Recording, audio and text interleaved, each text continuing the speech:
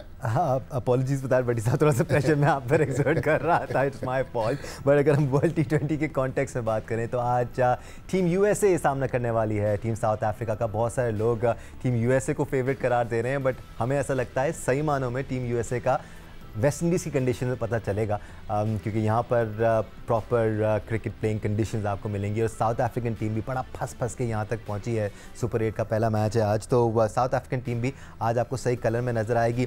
अहमद और इमरान, हम आपसे आज के इस मैच पर भी बात करेंगे, लेकिन ये जो टीम में चेंजेस की बात कर रहे हैं हम, एक जनरलाइज पॉइंट ऑफ व्यू में आपसे चाह रहा हूँ, not get into specific players.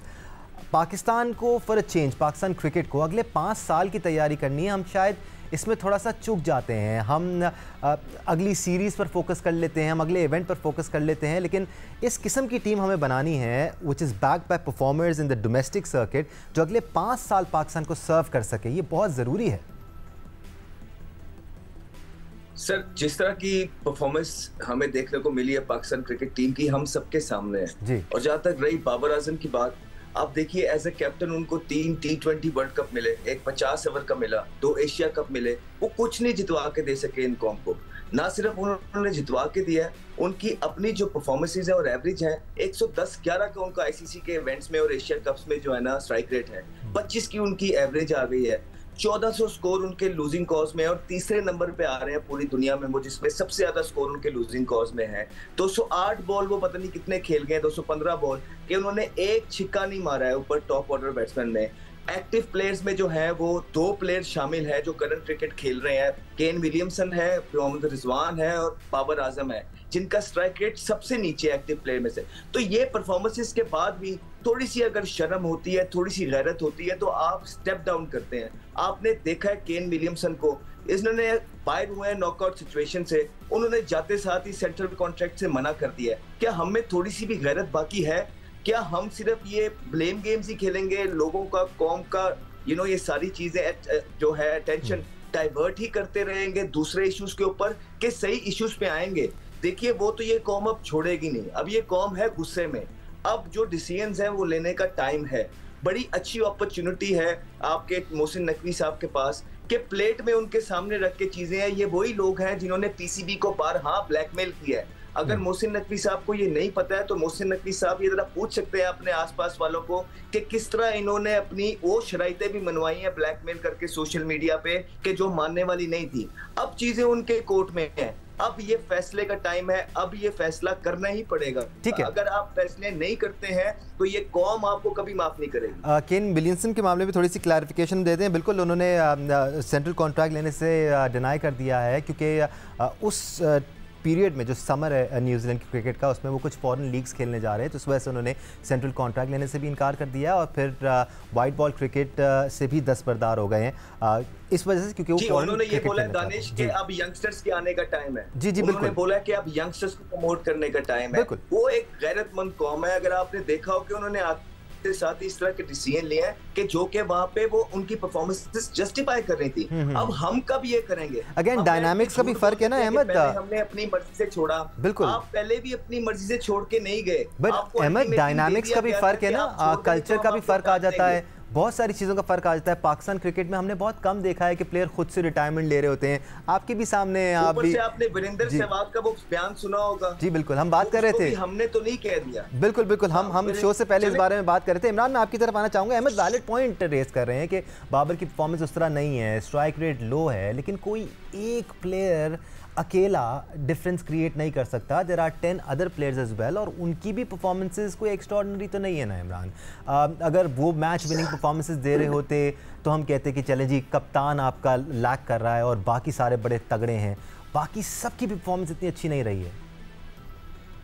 हाँ दानिश साहब, वेल सबसे पहले तो मेरा ख्याल है कि ज़रूर ये चीज़ डिस्कस करनी चाहिए कि नो डाउट के पिछले 10 प्लेयर जो है उनके भी बात करनी चाहिए। नो डाउट के बाबर, हम मानते हैं कि बाबर की परफॉर्मेंस वैसी नहीं है जैसी होनी चाहिए, because is the most senior और मोस्ट मैच जितने सबसे ज़्यादा खेले हुए हैं, और नो डाउट उनकी कप्तानी पे हम ज़रूर बात कर सकते हैं, लेकिन एज ए प्लेयर अगर देखा जाए तो उसमें कोई कमी नहीं है। लेकिन बाकी 10 प्लेयरों की परफॉर्मेंस उठा के देखें, लेकिन यहाँ पे सबसे बड़ी जो चीज़ दानिश डिस्कस करने वाली है वो हम हर बड़ा इवेंट बिल्कुल हारते हैं और उसके बाद फिर हम 4 दिन को बहुत ज्यादा बातें करते हैं, फिर उसके बाद वही नॉर्मल रूटीन में आ जाते हैं। लेकिन बात एक अहमद की जरूर है कि ये डिसीजन लेने का टाइम है, और इसमें आप जब तक अपनी मैनेजमेंट, कोचेस और प्लेयर, जो मिडिल ऑर्डर है उसको मिडिल ऑर्डर ही खिलाएं, अगर ओपनर है तो ओपनर ही खिलाएं। और हमने जब तक पूरी एक टीम नहीं बनाएंगे, क्योंकि टीम ये नहीं है, ये टीम जो नजर आ रही है ये वो कहते हैं ना सिर्फ एडजस्टमेंट ही नजर आ रही है। और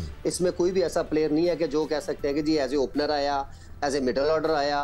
तो आप सारे प्लेयर ही उठा के देख लें, और ये नो डाउट ये अब टाइम है, आप टीम बनाएं, और आपके पास चैंपियन ट्रॉफी है। और जब तक हम नए प्लेयर को ग्रूम नहीं करेंगे, end of the day Danish बात वहीं आती है, हम डोमेस्टिक जब तक स्ट्रक्चर नहीं सही करेंगे, उसमें मैच्योरिटी जो स्टेप बाय स्टेप, पहले स्टेप एक होता था कि यार इतनी परफॉर्मेंसेस होनी चाहिए डोमेस्टिक में, देन फिर उसके बाद आपको पिक किया जाता था। लेकिन अब वो सिस्टम नहीं है।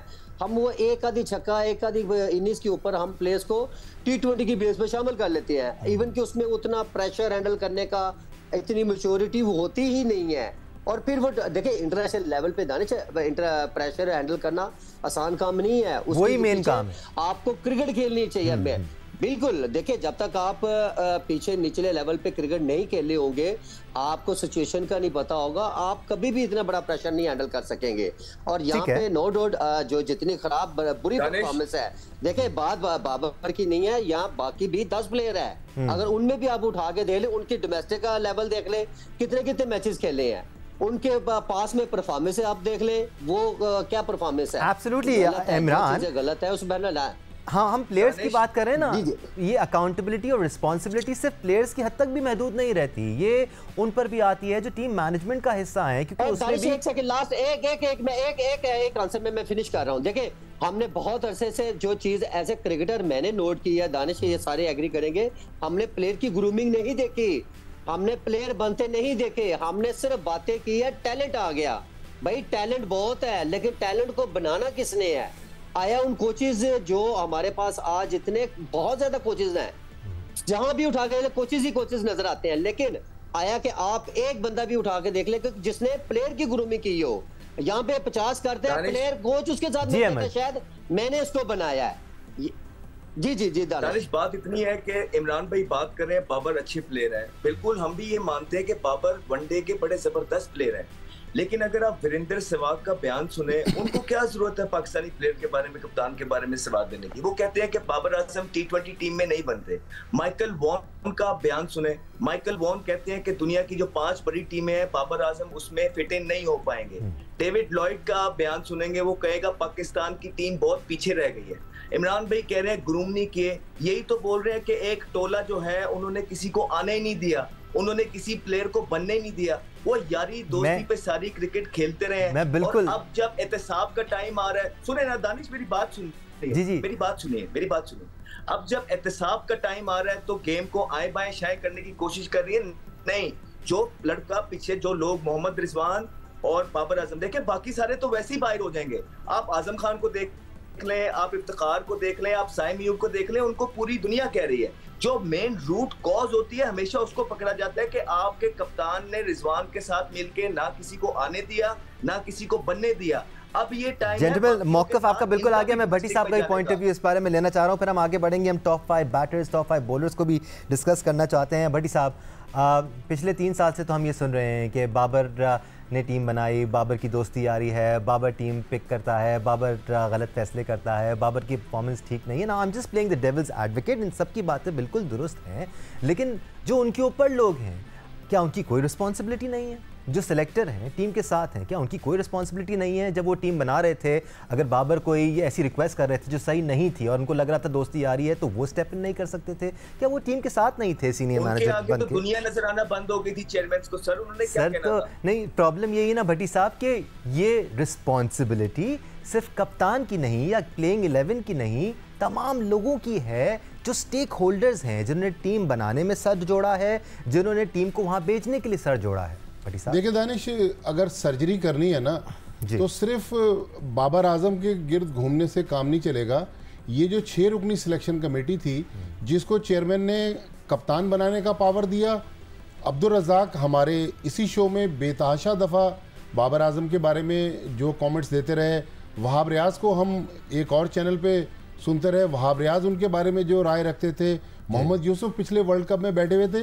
ये सर्जरी फिर अक्रॉस द बोर्ड होगी, ये एक बंदे के लिए काम नहीं होगा। अगर बाबर आजम गलत था तो बाबर आजम को कौन लोग थे जिन्होंने बनाने के लिए चेयरमैन को एडवाइस दी? आप पाकिस्तान क्रिकेट की तरफ से आपने 12-12, 15-15, 18-18 साल सर्व किया, आपने रिटायर्ड प्लेयर को घरों से बुला लिया। फिर जिस दिन फाइनल टीम अनाउंस होनी थी, फिर इन सेलेक्टर्स में से किसी एक ने चेयरमैन को कहा कि जी मुझसे मशवरा नहीं किया, फिर टीम डिले हुई। तो ये मेरे ख्याल में अब वक्त आ गया है कि मोहसिन नकवी साहब, बाबर आजम की बिल्कुल अकाउंटेबिलिटी होनी चाहिए। जिन प्लेयर्स ने अंडर परफॉर्म किया उनको ड्रॉप होना चाहिए, लेकिन जिन लोगों ने इस टीम को सिलेक्ट किया है, इस टीम का बैलेंस खराब किया है, वीरेंद्र सहवाग की जो बात कर रहे हैं अहमद शहजाद, उसमें उसी प्रोग्राम में जहीर खान भी बैठे हुए थे। जहीर खान ने भी ये कहा कि आपने 5 ओपनर्स भर लिए, ना ओपनर्स तेज खेलने के लिए तैयार हैं, ना आपका मिडिल ऑर्डर तेज खेलने के लिए तैयार हैं। उन्होंने कहा कि अगर पाकिस्तान क्रिकेट का ये हाल रहा तो ये जो हम यहाँ पर अक्सर कहते हैं, उन्होंने कहा कि पाकिस्तान की क्रिकेट मजीद नीचे जाएगी। तो मेरे ख्याल में अब सर्जरी अगर होना है तो फिर सबकी सर्जरी होना है। जी अहमद। दानिश भाई बिल्कुल भट्टी साहब की मैं हर एक बात से इत्तेफाक करता हूँ कि बड़ी जो सर्जरी है वो यही होती है कि सबको अकाउंटेबल लाया जाए। हम यहाँ बाबर रिजवान की ज्यादा इसलिए बात करते हैं कि सब चेंज हो जाते हैं, चेयरमैन चेंज हो जाते हैं, सिलेक्टर्स चेंज हो जाते हैं, कोचेस चेंज हो जाते हैं, ये तो चेंज नहीं होते। तो आपने रूट कॉज को पकड़ना है। ये वो लोग हैं जो अपनी मनमानियां करते रहे, ये वो लोग हैं जो अपने टोले को लगाते रहे। पर्सनल माइलस्टोन्स की वजह से आपने इस मुल्क को इस जगह पे ले आए कि आपकी जो टीम है नंबर 7 पे आ गई है। इस वर्ल्ड कप में आप अपनी परफॉर्मेंसेस देख लें और आप ये पीआर एजेंसी से काम नहीं चलेगा। आप जितना मर्जी अटेंशन डाइवर्ट कर ले, ये कौम जाग चुकी है, ये कौम अब एहतसाब चाहती है, अकाउंटेबिलिटी चाहती है और अकाउंटेबिलिटी लेके रहेगी ये कौम अब।